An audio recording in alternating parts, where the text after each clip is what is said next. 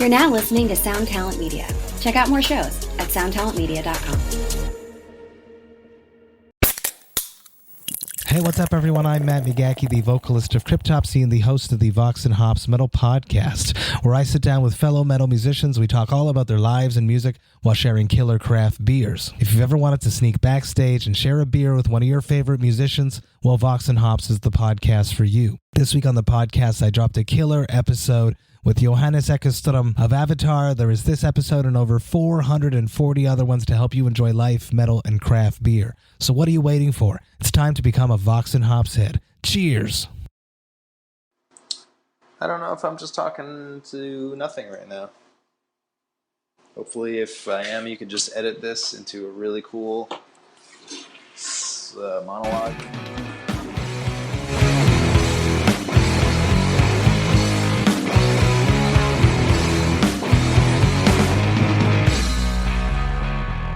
Hello, everyone.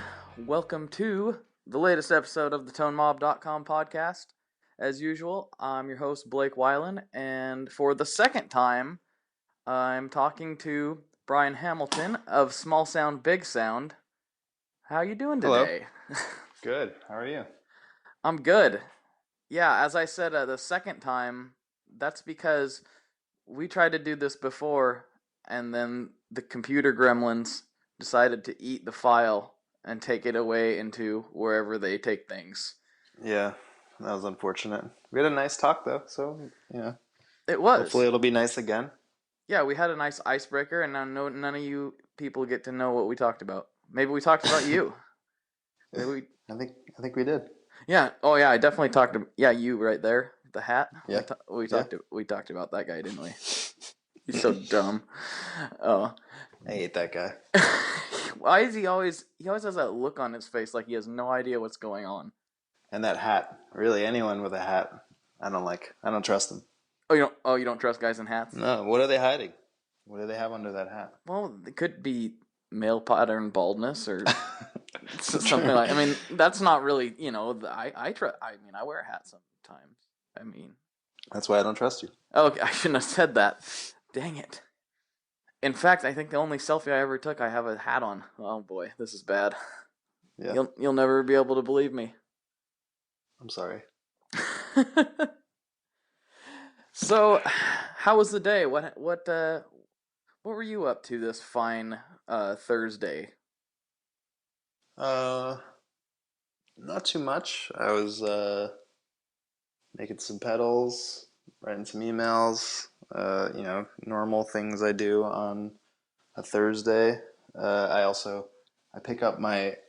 belong to a local CSA in Philadelphia, so I pick that up every Thursday, which is nice.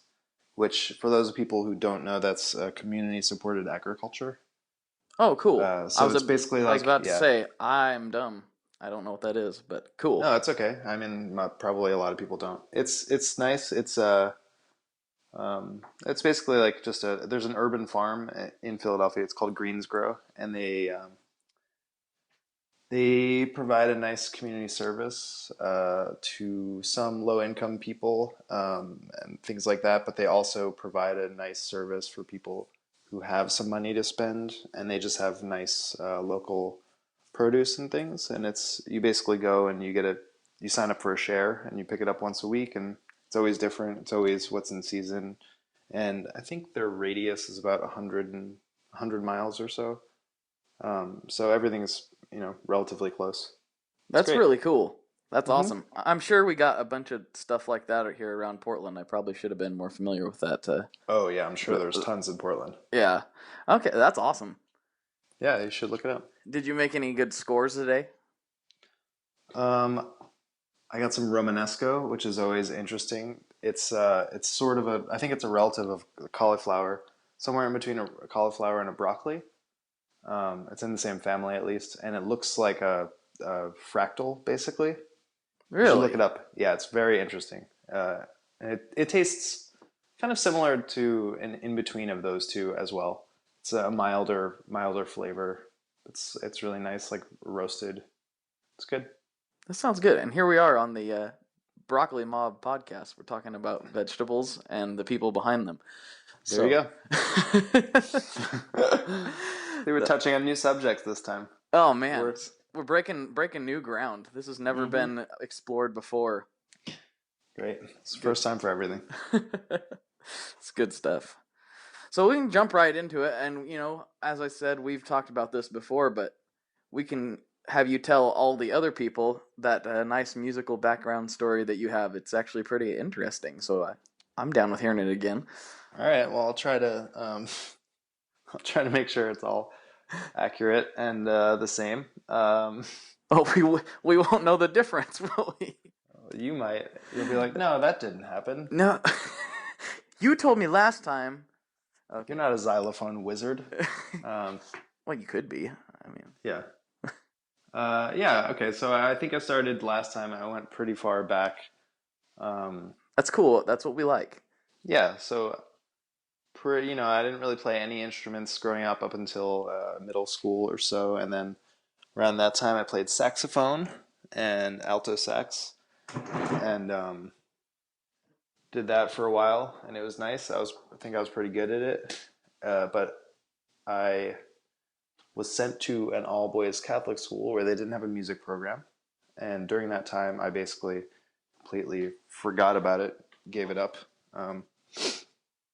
And then when I got sent back to public school, after I got kicked out of that place, I started playing again, but this time I don't think I went right back into playing in band or anything, but I had some friends who played in who played in punk bands and stuff at the time, and we started this weird sort of punk ska trio. It was just alto sax, guitar, and drums.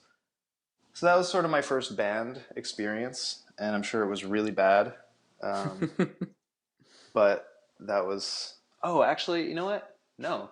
I did do something before that, or around the same time, that I forgot about last time. Oh. I had some friends, and we played for maybe it was around the same time. Yeah, it was 8th grade talent show or something. And I sang in the band. And we did we did song number 2 by Blur. Oh, really? Nice. Yeah. And I think some an XPX song or something. Oh man, that was probably really, really bad. Responsibility or something. I don't know. Yeah, man, that was weird. I totally forgot about that. Good yeah, times. That was cool. That sounds really very super familiar to me right now. I had a similar experience. That's awesome. Yeah, was it a talent show kind of experience? Oh. Did you hear me? Yeah, I can hear you. You're good. Oh, okay. Sorry. Yeah. Okay. No, Anyway, I don't know what just happened right there, but let's just, I guess, okay, so then I did that thing. That happened very briefly, but then sort of lost interest. And then it was a couple of years. Wasn't really interested in music that much in terms of playing it. Still listened to tons of music, and I started smoking a lot of weed when I was in high school. And then I think it was maybe my middle of my junior year, and I was at a friend's house, and we were all getting pretty stoned, and she had a piano, and I thought it would be a good idea to just start playing. And I did, and I just kind of made stuff up. And it turned out to be kind of cool, and everyone was into it, and it was fun. They're like, whoa.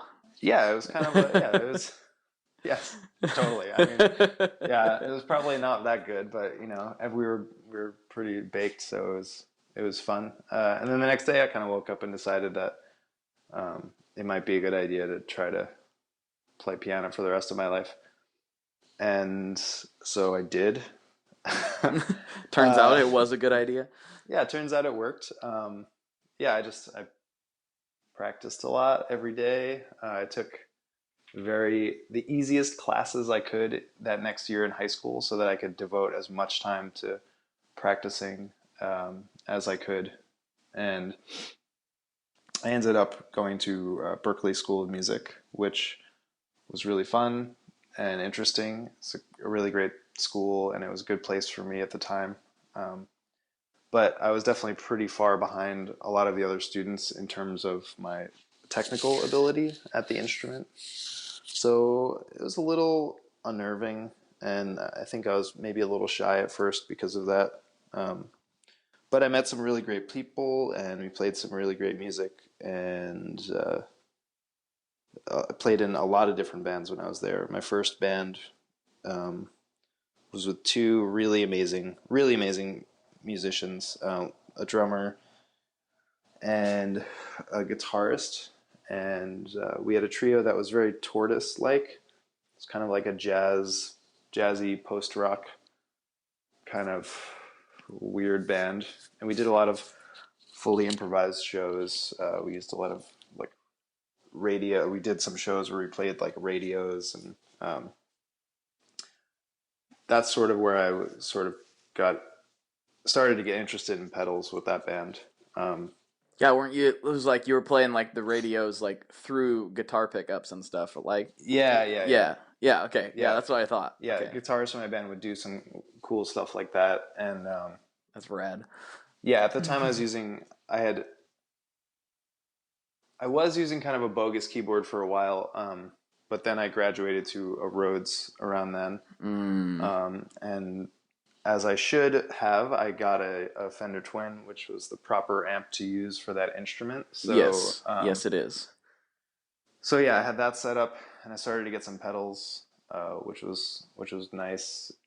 And like I said, the first pedal I got, I actually remember another first pedal I got too around that time, which was one of the first pedals was probably, it was like a Turbo TS9 or something like that, Turbo Tube Screamer.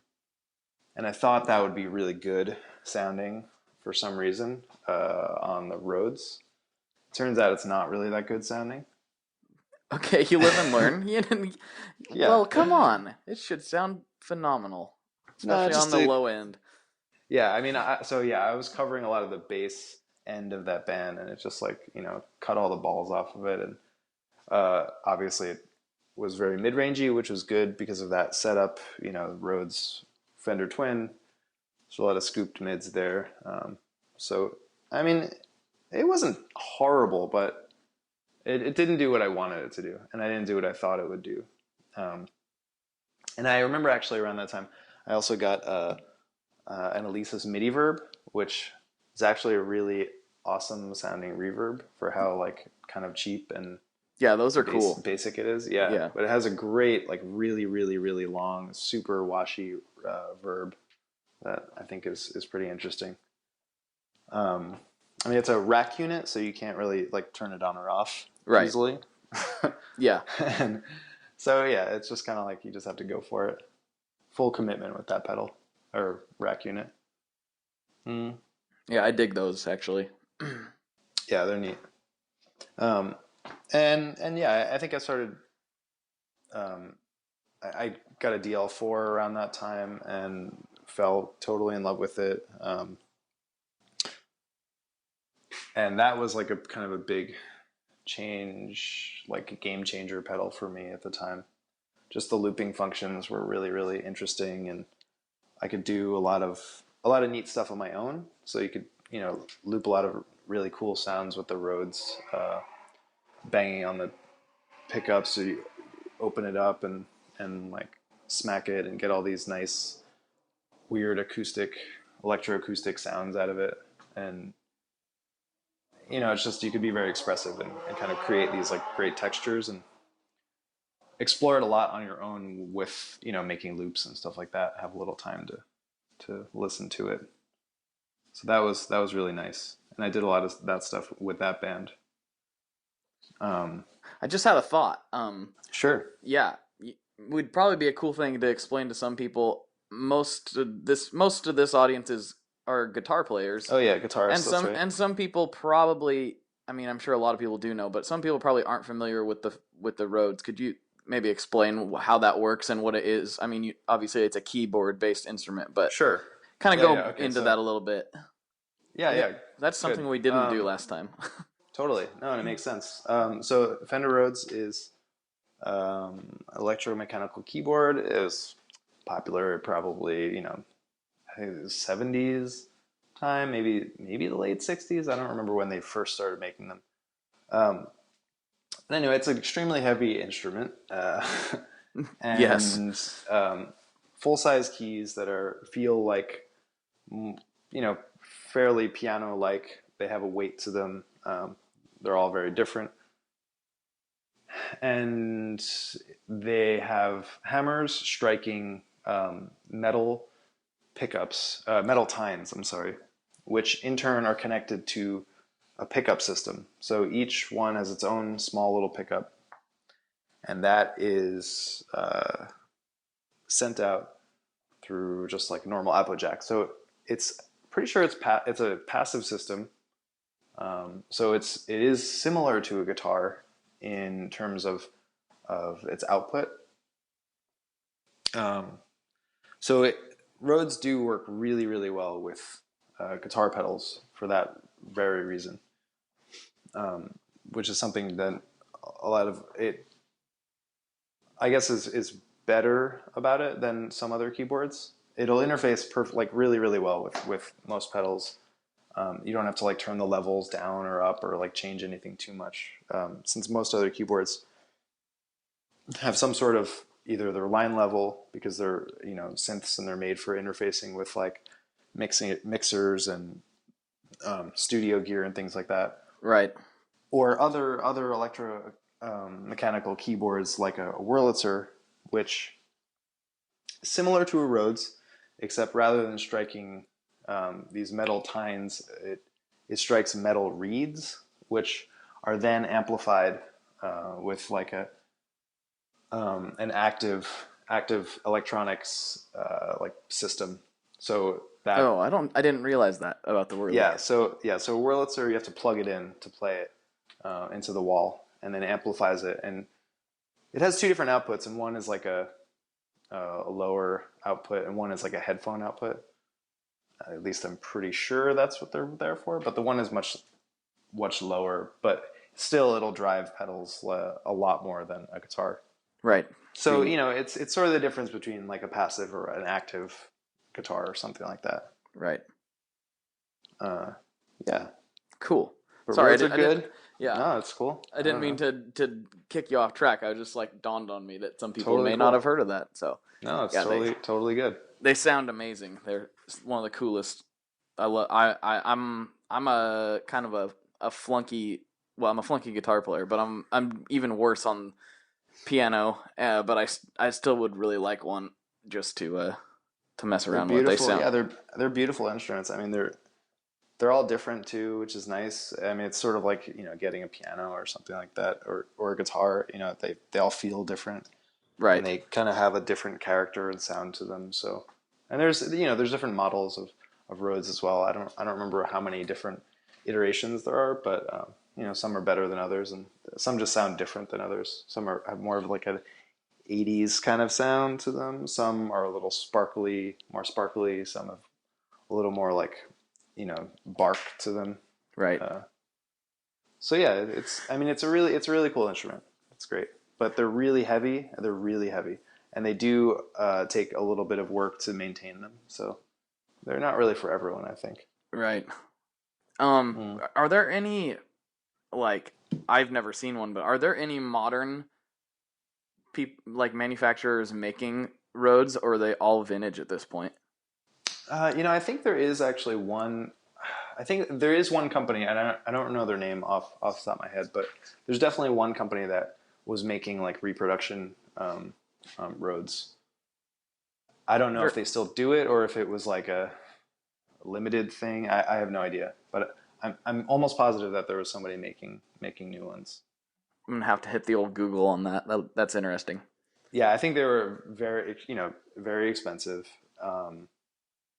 as they should be. I mean, it's an extremely complex instrument, and it takes a lot of work to go into making one. I'm sure there's just a lot of parts, and it's just a lot that would go into it. Right. So yeah. Okay. Yeah. So there's the Fender Rhodes 101. Now back to Rhodes 101. Yeah. Back to the Brian Hamilton story. Okay. Yeah. So the rest of the music story is, I played in a lot of other bands at the time. I played in like kind of a funky jam band. I played in like a sort of a slowcore, like shoegaze band, some more like experimental like pop groups, and I did forget this one last time too. Was in a improvisational laptop trio, so it was just three of us, and we just played laptops. We did use some other keyboards and stuff when we played a couple shows, so it wasn't fully laptops, but it was that was a really cool project. That's a trip. Yeah, it was good. It was a good marriage of minds, I think, and tastes, because one of the guys, he was like just a wizard at using like an MPC and like creating like beats and like rhythmic textures, and then I was kind of more of the like harmonic textural guy. Okay. And then the other guy was definitely more, he did a lot of the harmonic textural stuff too, but he definitely handled some more of the melodic ideas. So it sort of just like worked out. We just fell into place with that. That was really fun and interesting, and a new way to just like explore music with people. So, Berkeley was great. It was just like a great opportunity to just like try a lot of different things and just see what sort of stuck. And I mean, I took a lot from all of those experiences, and I think all of those things sort of helped to inform where I went with it. Because prior to that, I wanted to play jazz, and I totally looked up to like Brad Meldau and Keith Jarrett, Bill Evans, like all these total legends, Right? like extremely virtuosic players. But I started way late to the game, and I just felt like I was kind of behind the curve. So I ended up just trying to find a different way, and I think I did. So I'm pretty happy with how that went. Yeah, and that led me to play with more bands, and then I ended up kind of falling more into like rock band stuff. I played with another band called Bon Savants for a while, and we did a couple like U.S. tours. Played with some really cool bands there, and then that led me to my current band called Cymbals Eat Guitars, and we've been playing together now for a long time, 5 or 6 years. I was gonna say I heard your band before I knew of your pedal company, so it's been a while. Yeah, we've been doing it for a while. So, and I guess this is where I could segue into the other part of our conversation, which I thought was interesting. Which was, I don't know if that's appropriate for me to do. It is. It's totally do it. So you had asked me about gear, some of the gear I currently use, and current keyboard and stuff like that. Oh, right. Yeah, I wanted to. Yeah, definitely dig into that. I was thinking about it a little more actually, just because I liked that part of the conversation too. So Brian, what gear do you use in your keyboard rig? It's not really useful to travel with a Fender Rhodes or anything like that anymore. Nobody really likes to do that, except if you have crew and roadies and things like that, which is cool. We're not really at that point, so I needed something I could travel with in this band and fly with. So I ended up getting a Nord Stage compact version, which has sort of organ style keys. It's a very light keyboard. It's 73 keys, I think. But it has a really cool pitch bender kind of thing on it, which is a little wooden. It's like a little wooden piece that sticks up. Like imagine a wooden rectangle that sticks out of the keyboard, and then it has like a crescent shape, kind of like a cut out of saddle type of thing. Yeah, exactly. Mm-hmm. This conversation is coming back to me now. Okay, yeah, that's what I thought. It's like a saddle. Yeah, I was like, this is sounding familiar. Oh yeah, okay. Yes, you put saddle. your finger in it, right? Yeah. You just kind of like place your hand on the keyboard and your one of your fingers. I'm pretty sure I use my middle finger for it. Just kind of drops in place on that, and you have a really, really precise control over the pitch. Most synthesizers use a wheel, pitch bending wheel on the bottom left of the keyboard, and it usually snaps into place in the center, so it keeps your original pitch, and then you can kind of pitch it up or down. It'll spring back to place. But this thing does the same exact thing, but it just has a very, very fluid feel to it, and it's just great. So I sort of used it and still use it a lot to do a lot of like pitch bending, kind of like whammy bar style, kind of shoegaze textures. So it was nice that I found a piece of gear that enabled me to find my voice a little more as well. And I think that's like what everyone is always looking for too. Everyone who's like interested in gear, you're always trying to find like the thing, you know, that kind of maybe defines you. Yeah, or not. You're usually looking for that, you know, that whatever's in your head that and you're trying to get it out. And it's awesome when you find that one thing. Yeah. Whatever that is. Sure. I mean, sometimes you don't intend it either. You're just like experimenting with something, and then all of a sudden you're like, oh, this is cool. I'm going to keep doing this. And then before you know it, it's like a thing, and it's like your thing. And that's kind of really nice when it just happens sort of organically, I guess you could say.